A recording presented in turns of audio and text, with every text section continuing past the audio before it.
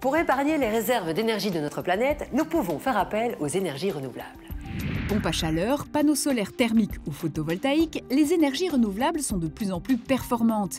Et depuis quelques années, des technologies modernes ont remis des combustibles sur le devant de la scène, ceux issus de la biomasse.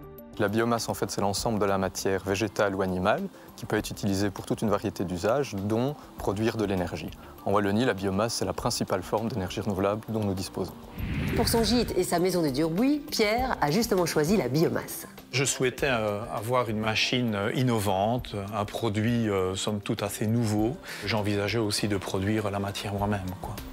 Pour que l'investissement dans une chaudière biomasse soit optimal, il faut connaître ses besoins en chaleur, que le projet soit bien pensé dès le départ et qu'il soit bien géré et entretenu. Pierre ici utilise comme combustible de la plaquette de bois, donc qui est simplement du bois broyé, mais il existe toute une autre variété de combustibles biomasse comme les pellets, que tout le monde connaît, mais aussi les agrocombustibles comme le miscanthus qui peuvent également être employés dans ce type de chaudière pour un chauffage central.